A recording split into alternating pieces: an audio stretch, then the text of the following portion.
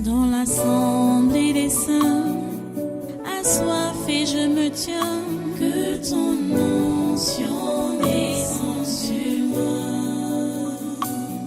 Conscient que mon destin est dans le creux de ta main, que ton onction descende sur moi. Je suis disposé, assoiffé, que ton onction descende sur moi. Je suis disposé, assoiffé, que ton onction descende sur moi.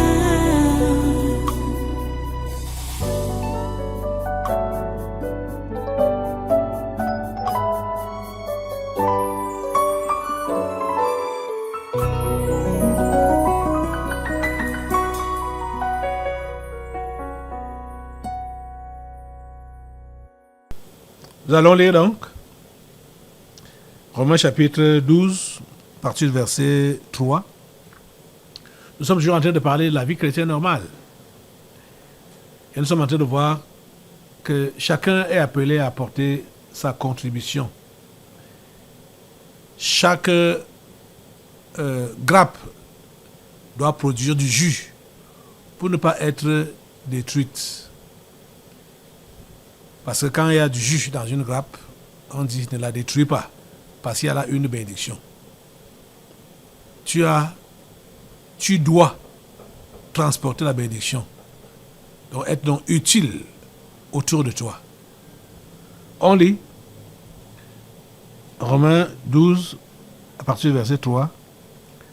Par la grâce qui m'a été donnée, j'ai dit à chacun de vous de n'avoir pas de lui-même une trop haute opinion, mais de revêtir des sentiments modestes, selon la mesure de foi que Dieu a départie à chacun. Verset 4. Car, comme nous avons plusieurs membres dans un seul corps, et que tous les membres n'ont pas la même fonction, ainsi, nous qui sommes plusieurs, nous formons un seul corps en Christ, et nous sommes tous membres les uns des autres. Verset 6. Puisque nous avons des dons différents, selon la grâce qui nous a été accordée, que celui qui a le don de prophétie l'exerce selon l'analogie de la foi. Verset 7. Que celui qui est appelé au ministère s'attache à son ministère. Que celui qui enseigne s'attache à son enseignement. Verset 8. Et celui qui exhorte à l'exhortation. Que celui qui donne le fasse avec libéralité, que celui qui préside le fasse avec zèle, que celui qui pratique la miséricorde le fasse avec joie. Prions le Seigneur. Dieu trois fois saint, merci pour ta parole de ce jour. S'il te plaît, Seigneur, dispose les esprits des enfants de recevoir cette parole et de pouvoir l'appliquer dans leur vie au quotidien. Merci Père Saint, parce que tu le fais. Tu permets à chacun d'être utile. Tu permets à chacun d'être rentable. Tu permets à chacun d'être productif. C'est ton désir pour nous. C'est au nom de Jésus-Christ de Nazareth que je t'ai fait cette prière. Amen. Amen. Voilà, sois-toi. Soyez encore, une fois de plus, soyez les bienvenus à ce congrès naturel de ce 16 mai 2024. Donc vous voyez, le Seigneur veut que nous puissions porter du fruit. Il veut que nous soyons utiles. Parce que ce que nous sommes, c'est lui-même qui nous a permis d'être comme ça. Ce que nous avons, c'est lui-même qui nous l'a donné. Ce que nous serons, c'est lui-même qui le fera en nous.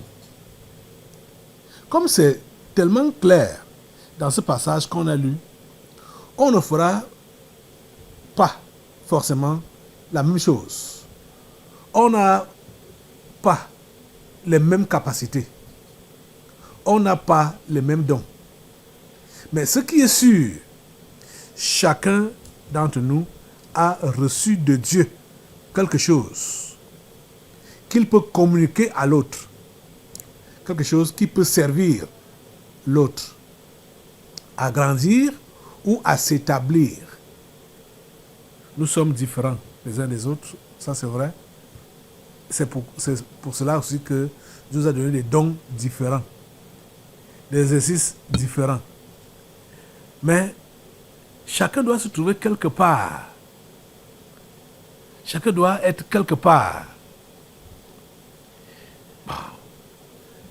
Je sais qu'il y a des gens qui vont dire, ma place est où?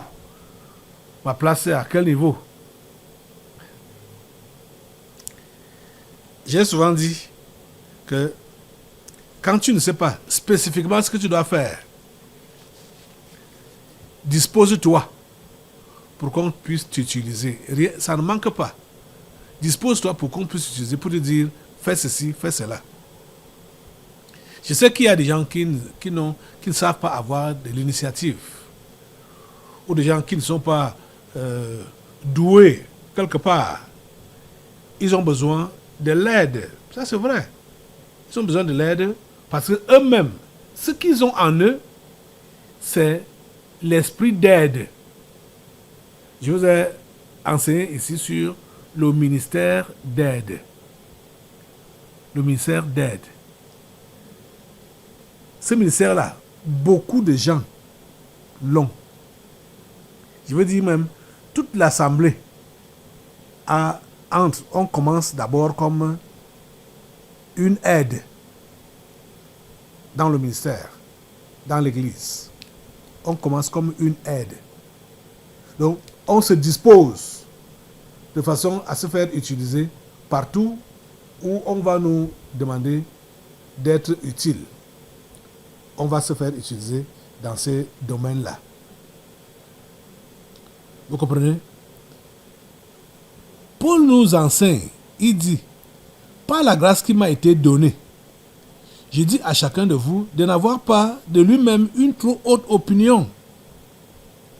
Donc, vous savez, c'est malheureux, hein? Il y a des gens, je ne sais pas s'il faut dire naturellement, il y a des gens qui sont, naturellement, ils pensent qu'ils sont importants plus que les autres. C'est-à-dire, naturellement, ils se voient plus grands, ils se voient plus doués, ils se voient plus aptes, ils se voient plus nantis, plus munis. Et même dans la foi, ils viennent avec cette mentalité-là. Si ce n'était pas le cas, Paul n'allait pas dire ce qu'il dit ici. Que par la grâce de Dieu, par la grâce qui m'a été donnée, je dis à chacun de n'avoir pas de lui-même une trop haute opinion. Il y a des gens qui ont une trop haute opinion pour eux-mêmes. Ils sont meilleurs plus que les autres. Ils sont doués plus que les autres. Ils sont talentueux plus que les autres. C'est abusif.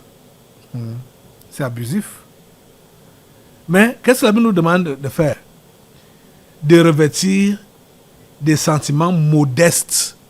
La modestie. La modestie. On doit être modeste. Ce n'est pas l'effacement total. Quand on est modeste, bon, on est effacé, mais ce n'est pas l'effacement total. Parce qu'on sait qu'on possède quelque chose qui peut aider quelqu'un d'autre. Et on préfère qu'on demande notre aide, notre apport, au lieu de nous prévaloir et de nous vanter, de montrer que nous possédons ce que l'autre veut et qu'on peut même lui donner. Mais de revêtir des sentiments modestes selon la mesure de foi que Dieu a départie à chacun. Donc, chacun d'entre nous, si tu es chrétien, si tu es enfant de Dieu, tu as une mesure, tu as une dose, tu as une quantité de foi que Dieu t'a donnée. Parce que Tu ne peux pas être chrétien sans avoir la foi. Tu ne peux pas être enfant de Dieu sans avoir la foi. Parce que pour être enfant de Dieu, il faut croire en Dieu. Il faut croire en Jésus. Il faut lui avoir donné ta vie pour que tu t'appelles son enfant. Et qu'est-ce qui agit en toi? C'est la foi. Donc, Dieu a départi à chacun de nous une portion de foi. On n'a pas tous la même quantité de foi. Ça, c'est vrai. Mais si on est chrétien, on a la foi. On a la dose nécessaire qu'il nous faut pour faire le travail qui nous a confié sur cette terre. Et il explique davantage en disant au verset 4, car comme nous sommes plusieurs membres dans un seul corps et que tous les membres n'ont pas la même fonction, ainsi, nous qui sommes plusieurs, nous formons un seul corps en Christ et nous sommes tous membres les uns des autres. C'est important. Je me rappelle, au début de ma foi,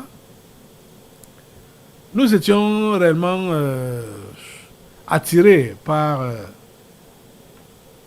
les dons spirituels, mais les prières ou les désirs qu'on avait, ça ne cadrait pas totalement avec la parole de Dieu, parce que c'était des désirs égoïstes, où chacun priait donc pour que Dieu l'utilise. Dieu l'utilise. Pour qui? Mais vous voyez que la plupart des pensées étaient centrées sur soi. Mais nous devons comprendre que à l'église, comme ici, Dieu nous utilise ou nous donne pour que nous puissions bénir les autres, pour que nous puissions donner aux autres. C'est un peu comme cette histoire que j'ai suivie. On a raconté comment, pour illustrer un peu l'altruisme, on a raconté que aux enfers,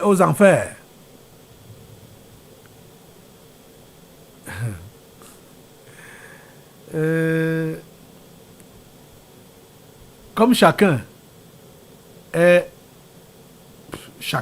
pour soi, vous savez que les gens qui partent en enfer, c'est les gens qui ont vécu pour eux-mêmes sur la terre.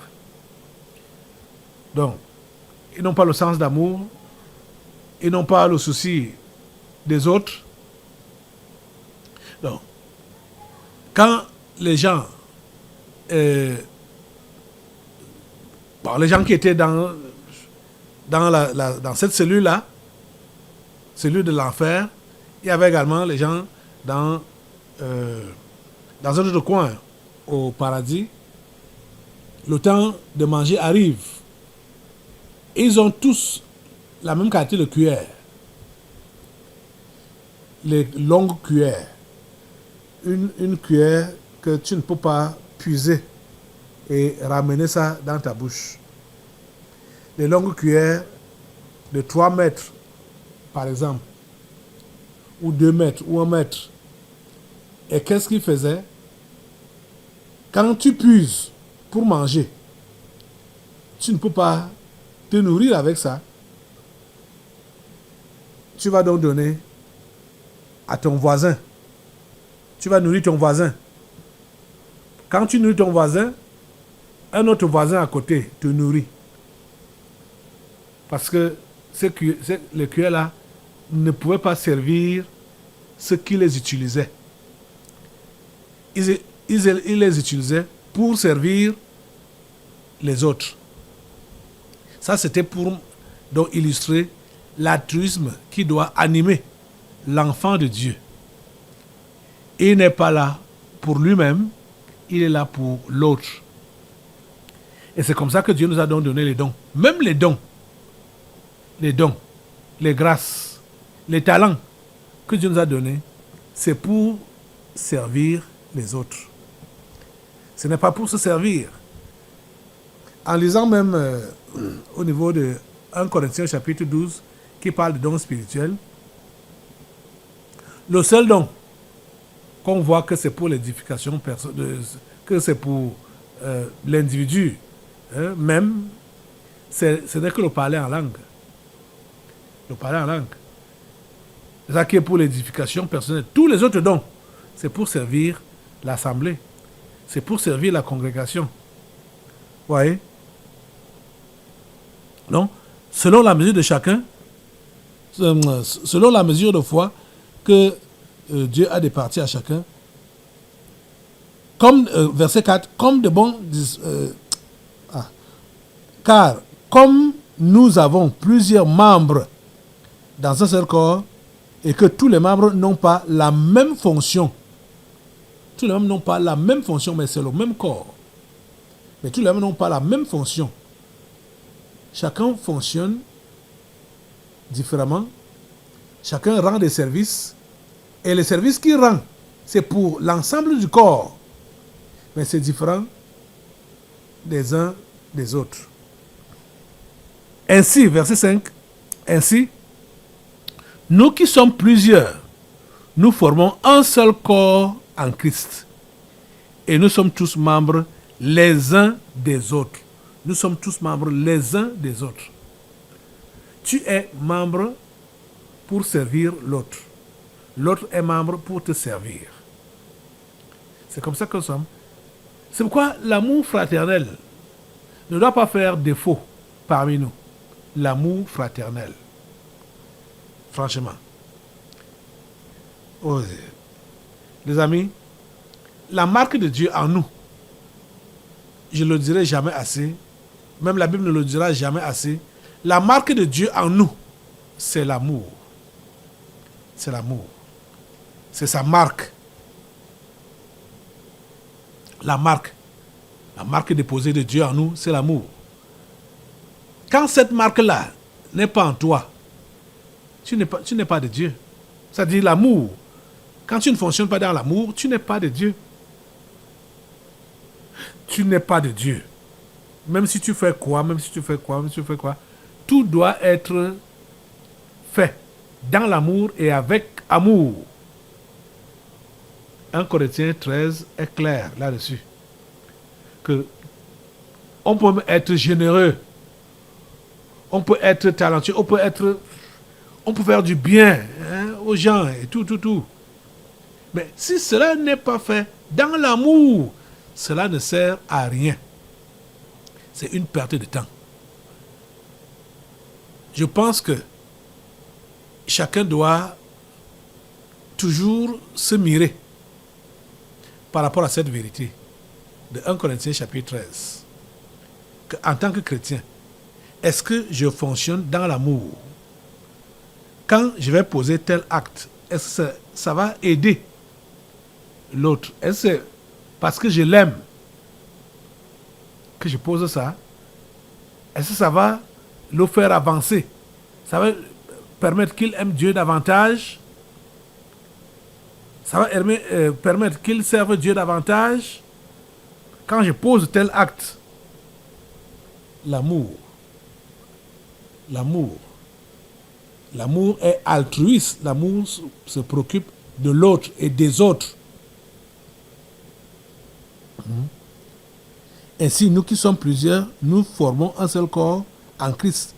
Et nous sommes tous membres les uns des autres. Nous sommes tous membres les uns des autres. Tu es là pour l'autre. Puisque nous avons des dons différents, selon la grâce qui nous a été donnée, qui nous a été accordée, que celui qui a le don de prophétie l'exerce selon l'analogie de la foi. Donc, avoir le don de prophétie, ce n'est pas pour que tu aies la renommée, que tu es un grand prophète. C'est pas pour cela. Le don de prophétie, ce n'est pas pour toi. Ce n'est pas pour toi. Je me rappelle, à notre époque, au début de la foi, quand on priait pour les dons, là, on lisait, comme Paul a dit que il faut prier pour avoir le don de prophétie. On priait pour avoir le don de prophétie, mais est-ce qu'on comprenait même ce qu'on faisait? Le don de prophétie, c'est pour l'autre. Et déjà, d'après ce que Paul a dit, bon, ce n'est pas sur ça que je vais enseigner, j'enseigne maintenant là, dans 1 Corinthiens 12, il a même dit que c'est bon que tout le monde prophétise. On peut dire, mais est-ce que tout le monde peut prophétiser? Bien sûr que oui, tout le monde peut prophétiser. Puisque nous avons déjà la grande prophétie de Dieu, qui est la Bible. La Bible. Quand tu te conformes à ce que la Bible dit, et tu déclares ce que la Bible dit à ton frère, à telle ou telle personne, ce que la Bible dit, dans le contexte, tu es en train de prophétiser sur sa vie. Vous comprenez? Vous voyez donc que ça là, c'est réellement un don que tout le monde doit étudier, le don de prophétie. Mais, les gens n'ont pas l'amour. Donc, raison pour laquelle ils ne peuvent pas, parce que quand tu vas prophétiser sur ton frère, ce sont les grâces que tu vas déverser sur lui, les bénédictions que tu vas déverser sur lui. Mais comme les gens n'ont pas l'amour, ils préfèrent ne pas,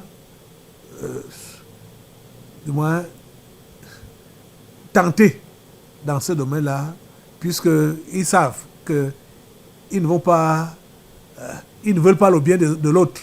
Donc ils ne peuvent pas parler en bien pour l'autre. Donc ils préfèrent ne pas exercer le don de prophétie. Donc pour prophétiser sur son frère, je ne parle pas de la divination ou des mensonges. Parce que l'esprit, parce que les histoires là, quand on n'est pas avisé, on va tomber gravement dans l'erreur. Quand on dit que voilà, tout le monde peut prophétiser, c'est comme ça que la divination va entrer dans la danse. Commencer à raconter de n'importe quoi. Je dis, la Bible, il est écrit, oracle de Dieu, ainsi par l'Éternel. Je vous ai lu un verset l'autre jour, 1 Pierre 4, verset 10. Les oracles de Dieu, c'est les oracles de Dieu. C'est-à-dire, 1 Pierre 4, verset 10 là, ça confirme encore ce que je suis en train de dire là, parce que ça dit quoi? Voici ce que ça dit. Comme de bons dispensateurs des diverses grâces de Dieu, que chacun de vous mette au service des autres le don qu'il a reçu. Verset 11. Si quelqu'un parle, que ce soit comme annonçant les oracles de Dieu.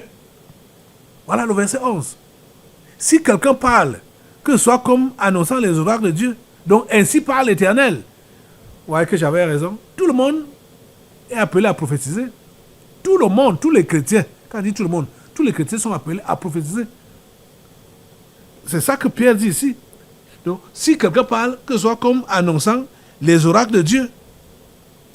Donc, ainsi parle l'Éternel. Donc, vous voyez que les paroles des enfants de Dieu doivent seulement être des paroles, les oracles. Ainsi parle l'Éternel. Mais le plus souvent, qu'est-ce qui sort de vos bouches? Qu'est-ce qui sort de vos bouches? Est-ce que ce sont les oracles de Dieu? Ou sont les malédictions? Ou juste des ordures, des déchets, des saletés? Qu'est-ce qui sort de vos bouches? Qu'est-ce qui sort de vos bouches? On comprend que ce qui sort de vos bouches, comme la Bible le dit, c'est ce qui se prépare dans votre cœur. Donc vous avez préparé dans votre cœur et vous faites juste sortir ça.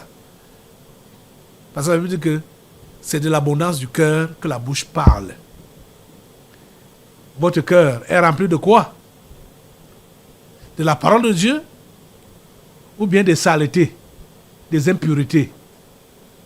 Hein? Votre cœur est rempli de quoi? Que Dieu vous aide. Que Dieu vous aide. Verset 6, je repars à Romains 12 là. Puisque nous avons des dons différents, selon la grâce qui nous a été accordée, que celui qui a le don de prophétie l'exerce selon l'analogie de la foi.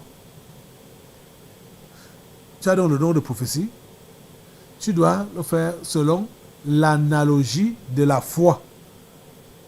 Vous comprenez pourquoi on implique la foi dans la prophétie? C'est parce que c'est ainsi par l'Éternel. Tu dois donc croire que ce que Dieu dit là est vrai pour le déclarer à ton frère, pour le déclarer à ta sœur. Ainsi parle l'Éternel. Le verset 7. Que celui qui est appelé au ministère, donc au service, s'attache à son ministère.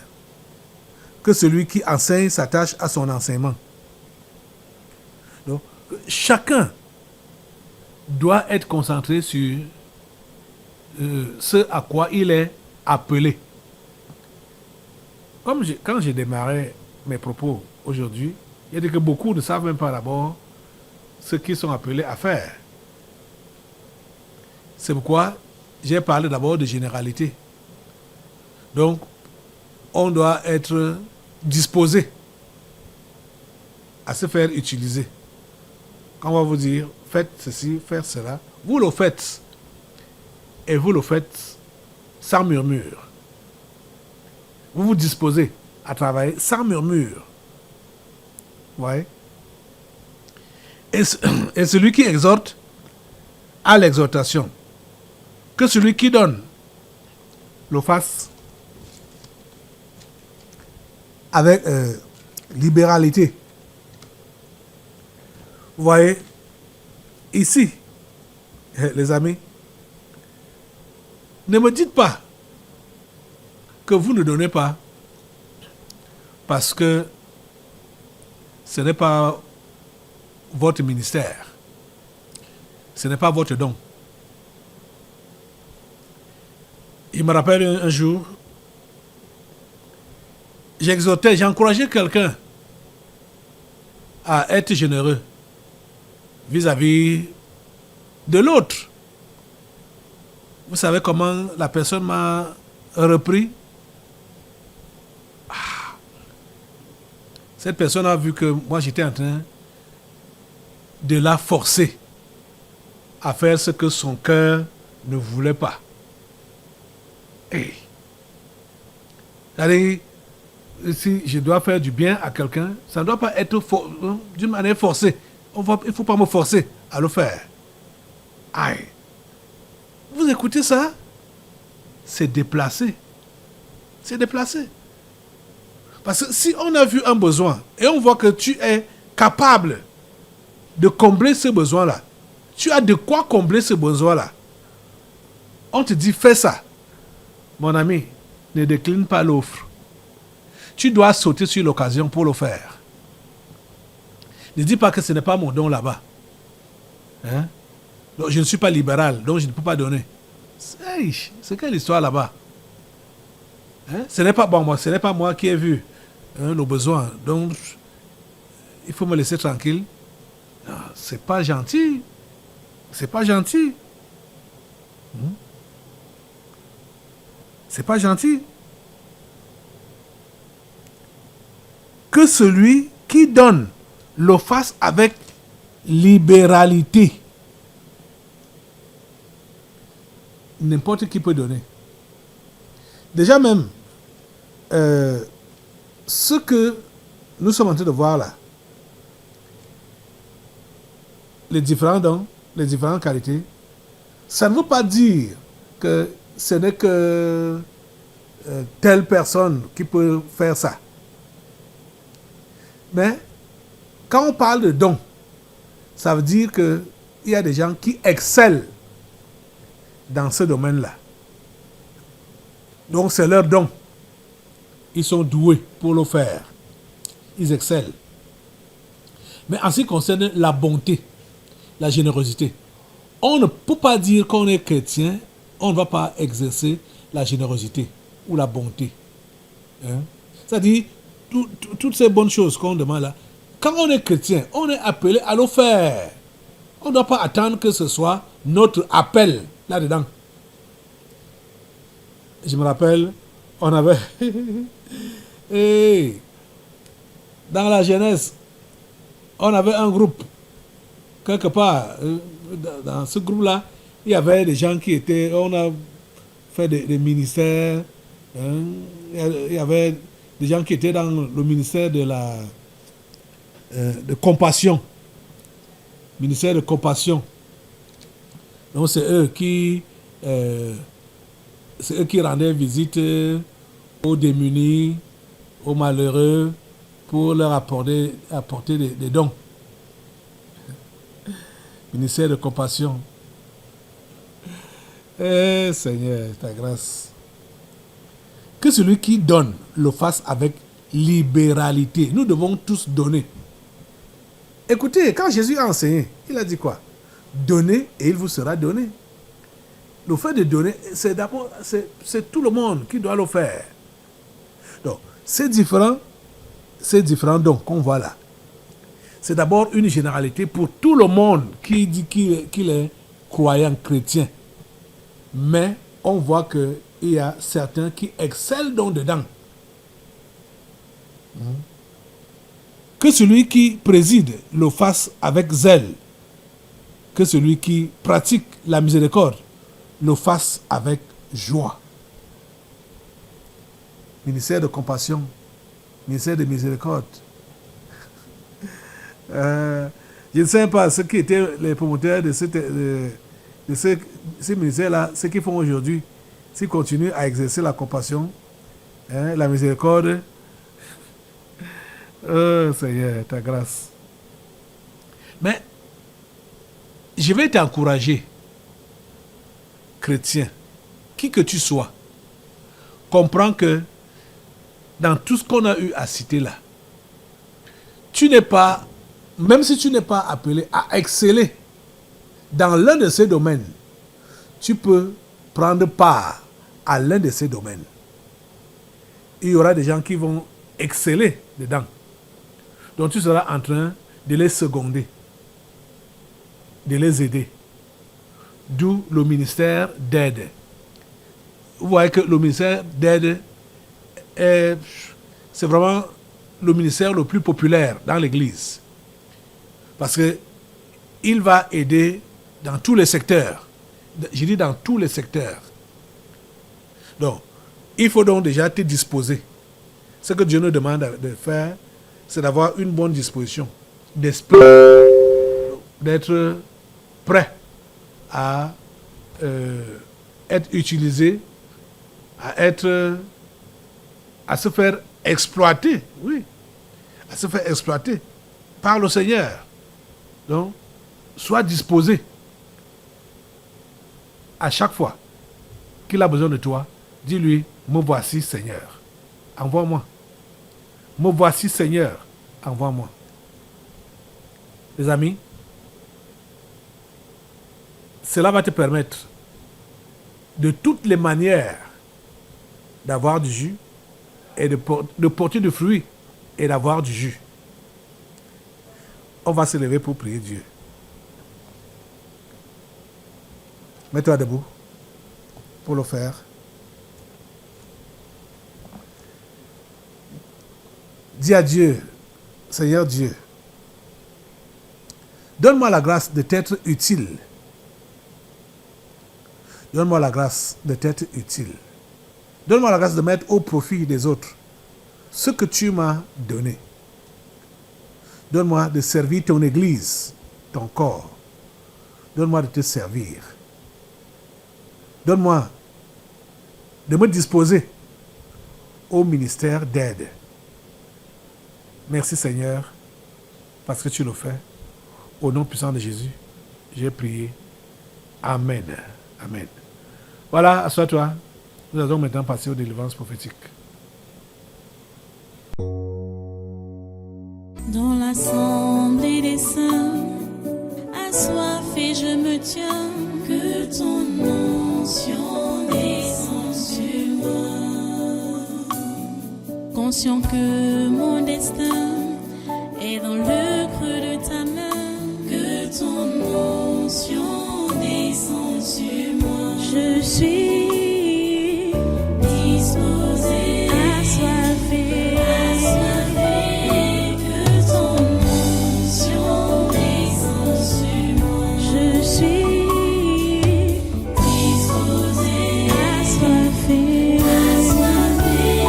que ton onction descende sur moi.